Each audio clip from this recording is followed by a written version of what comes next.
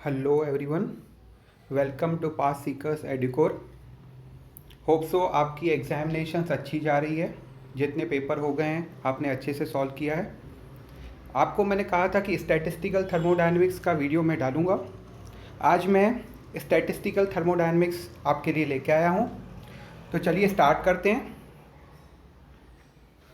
Statistical thermodynamics, very first question, a collection of large number of assemblies which are macroscopically identical and independent of each other।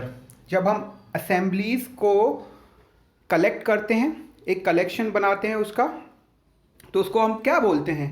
It is ensemble। So answer C is correct, direct answer है इसका। आगे बढ़ते हैं next question पे। An ensemble having same values of n, v and t is A. हमें पता है ensembles के type, micro canonical ensemble, canonical ensemble और ग्रैंड कैनोनिकल एनसेम्बल। अब इनमें से यहाँ पे बोल रहा है एन, वी और टी जो है उसकी वैल्यू सेम रहे। तो अब ये कौन सा एनसेम्बल है? आपको याद रखना है, जब एन, वी और टी कांस्टेंट है तब वो कैनोनिकल एनसेम्बल है। और इस पे एक और क्वेश्चन पूछा जा सकता है, ये थर्मोडायनेमिक्स में किसके इक्विवेलेंट है? It is equivalent to closed system. It is equivalent to closed system, याद रखना है।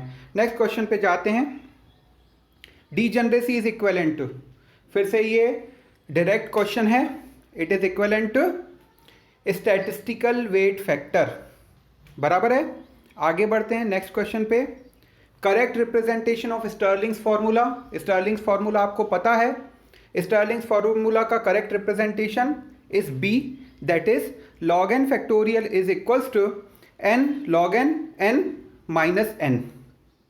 ठीक है, आगे बढ़ते हैं नेक्स्ट क्वेश्चन पे। अब स्टर्लिंग्स थ्योरम में पूछा है कि इसमें n की वैल्यू जो है वो क्या होनी चाहिए? स्मॉल होनी चाहिए, लार्ज होनी चाहिए, यहाँ 6.023 इंटू 10⁻23। ठीक है, तो Stirling's theorem is applicable only when the value of n is very large, that is near to 6.023 into 10⁻23। ठीक है, इतने मॉलिक्यूल्स लेते हैं अपन, तो यहाँ पे answer D is correct, that is B and C both. ठीक है, नेक्स्ट क्वेश्चन है the entropy associated with orientational disorder in CO is. Orientational disorder पूछा है।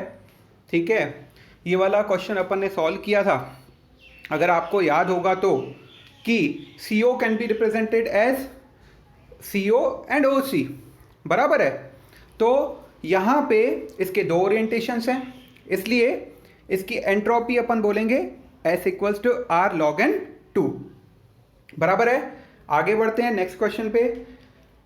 नेक्स्ट क्वेश्चन है the van der Waals radii of H and F are similar such that steric effects on molecular ordering in the crystal are minimal. Do you expect the residual entropies for crystalline one two difluorobenzene and one four difluorobenzene to be same? ये भी question अपन ने solve किया है। अगर आपको याद होगा तो मैंने 1,2-डाइफ्लोरोबेंजीन और 1,4-डाइफ्लोरोबेंजीन दोनों में कितने ओरिएंटेशंस पॉसिबल है, ये मैंने आपसे डिस्कस किया था। अगर आप अपने नोट्स ओपन करके देखें तो क्लास नोट्स जो अपन रेगुलर हमने पढ़ा था उसमें मैंने इनके नंबर ऑफ ओरिएंटेशंस वहाँ पे काउंट करके आपको दिखाए हैं। Please open that notes and see, right. तो यहाँ पे दोनों के ओरिएंटेशंस एक जितने नहीं होते, that is both have different number of orientations, right. So यहाँ पे S equals to R log n6 जो है ये ओरिएंटेशन है 1,2-डाइफ्लोरोबेंजीन के। ठीक है, and S equals to N R log n3 ये ओरिएंटेशन है 1,4-डाइफ्लोरोबेंजीन के। तो दोनों की रेसिडुअल एंट्रोपी सेम नहीं होगी, राइट, क्योंकि दोनों के नंबर ऑफ ओरिएंटेशंस डिफरेंट हैं। ठीक है, तो यहाँ पे नंबर ऑफ ओरिएंटेशंस पर भी क्वेश्चन पूछा जा सकता है। आपको पूछेगा कि इंडिविजुअल मॉलिक्यूल में कितने नंबर ऑफ ओरिएंटेशंस हैं, राइट। तो आपको वो भी आंसर देते आना चाहिए जो हमने एक्सप्लेनेशन में बताया है, ठीक है। आगे बढ़ते हैं नेक्स्ट क्वेश्चन पे। The probability function of FD statistics is, Fermi direct statistics की प्रोबेबिलिटी फंक्शन पूछ रहा है। आपको तीनों स्टैटिस्टिक्स का प्रोबेबिलिटी फंक्शन पता होना चाहिए, ठीक है। यहां पे ए दिया हुआ है, it is summation of ni plus gi minus 1 factorial divided by ni multiply by gi minus 1 factorial, ठीक है। किसका है आपको पता होना चाहिए, ये किसका है, बोस-आइंस्टाइन का है, ठीक है। इसके नीचे gi factorial divided by ni multiply by gi minus ni factorial, ये किसका है, एफडी स्टैटिस्टिक्स का। और थर्ड जो ऑप्शन दिया हुआ है सी ऑप्शन, उसमें n factorial g r s to the power n i divided by N i factorial, ये जो है ये किसका है, ये किसका है, फर्स्ट स्टैटिस्टिक्स जो हमने पढ़ा हुआ है, ठीक है, मैक्सवेल बोल्ट्जमान रिलेशन, उसका ये प्रोबेबिलिटी फंक्शन है, ठीक है। तो आपको तीनों स्टैटिस्टिक्स के प्रोबेबिलिटी पता होनी चाहिए। तो इसका आंसर क्या है, करेक्ट आंसर इज बी, ठीक है। नेक्स्ट क्वेश्चन पे जाते हैं। BE distribution law is represented by, Bose Einstein statistics का डिस्ट्रीब्यूशन लॉ हम कैसे रिप्रेजेंट करते हैं, ठीक है। यहाँ पे भी आपको तीनों स्टैटिस्टिक्स के डिस्ट्रीब्यूशन लॉ के आंसर आपको याद रखने हैं, ठीक है। अब यहाँ पे हमने कंपैरिजन पढ़ा था, याद करो, कंपैरिजन के सारे पॉइंट्स आपको याद रखने हैं, उसमें से कोई भी क्वेश्चन पूछा जा सकता है, ठीक है।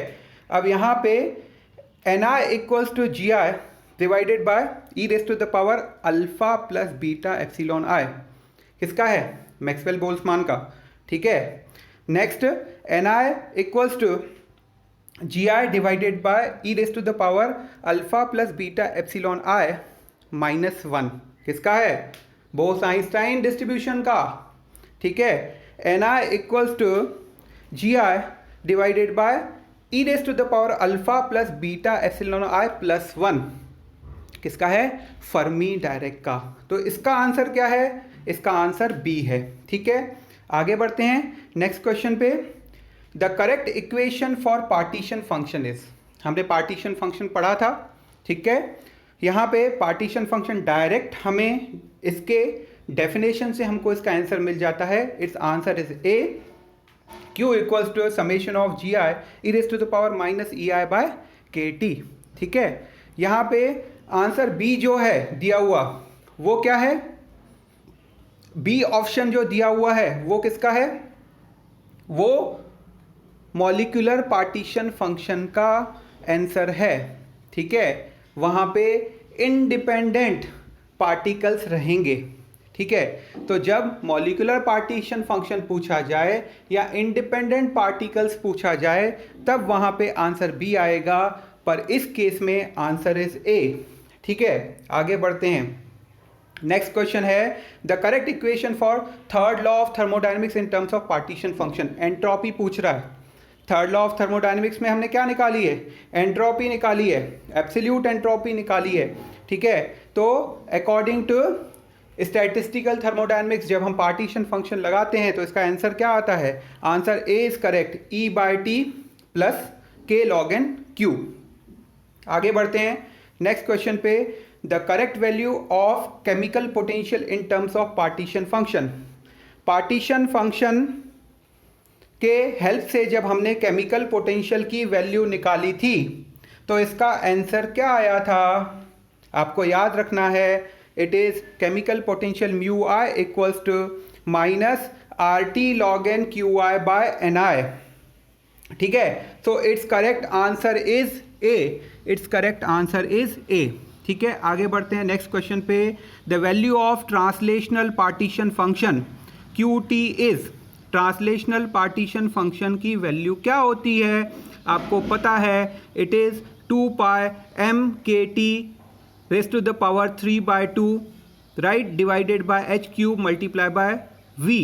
ठीक है, अब सेकेंड ऑप्शन भी सेम है, ध्यान से देखें, पहले ऑप्शन में एच क्यूब था, अब इसमें होल दे दिया है, होल जब हम ब्रैकेट लगाते हैं तो वहाँ पे एच स्क्वायर हो जाएगा। ठीक है, तो answer C is correct, that is both, यहाँ पे भूल नहीं करनी है। नेक्स्ट क्वेश्चन पे जाते हैं।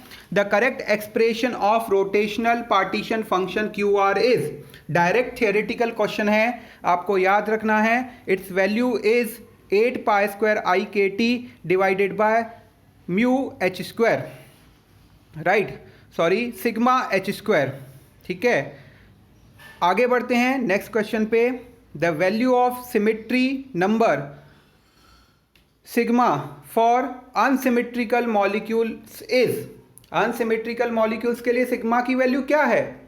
आपको पता है अनसिमेट्रिकल मॉलिक्यूल्स यानी HCl, ICl, CO ऐसे मॉलिक्यूल्स के लिए सिग्मा की वैल्यू क्या है? It's value is 1। ठीक है, तो answer B is correct.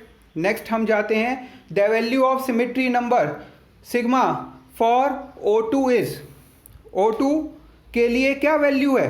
O2 क्या है? सिमेट्रिकल मॉलिक्यूल है, याद रखना है O2 क्या है? सिमेट्रिकल मॉलिक्यूल है। इस केस में इसकी वैल्यू क्या रहेगी? 2 रहेगी। न्यूमेरिकल्स में भी ये चीज काम आएगी। ठीक है, आगे बढ़ते हैं। नेक्स्ट क्वेश्चन है, value of vibrational partition function QV is, क्या है इसकी value? 1/1 minus e raise to the power minus h nu by k T. ठीक है, आगे बढ़ते हैं।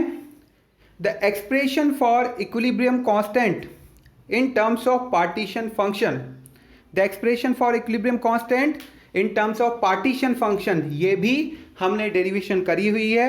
इसकी वैल्यू क्या है? इसकी वैल्यू है QM raise to the power M multiply by QN raise to the power N divided by QA raise to the power A QB raise to the power B multiply by 1 by V raise to the power delta V। ठीक है, तो ये भी हमने किया हुआ है इन terms of partition function. आगे बढ़ते हैं। नेक्स्ट क्वेश्चन है, the value of Lagrange's undetermined multiplier beta is, इसकी भी डेरिवेशन हमने की है और इसको तीनों स्टैटिस्टिक्स में हमने यूज़ किया है। अनडिटरमाइंड मल्टीप्लायर्स, इसकी वैल्यू क्या है? 1/kT। ठीक है, नेक्स्ट क्वेश्चन है, अब थोड़ा सा न्यूमेरिकल बेस्ड क्वेश्चन हमने दिया हुआ है।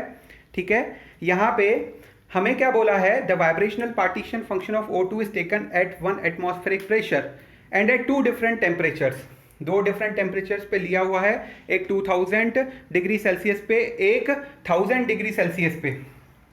ठीक है, अब इसको कंपेयर करना है दोनों का वाइब्रेशनल पार्टीशन फंक्शन कैसा होगा? एक्सपोनेंशियल फंक्शन है टेम्परेचर इसका, तो यहाँ पे क्या होगा? जैसे जैसे टेम्परेचर बढ़ेगा वैसे वैसे क्या होगा? वाइब्रेशनल पार्टीशन फंक्शन भी बढ़ता जाएगा।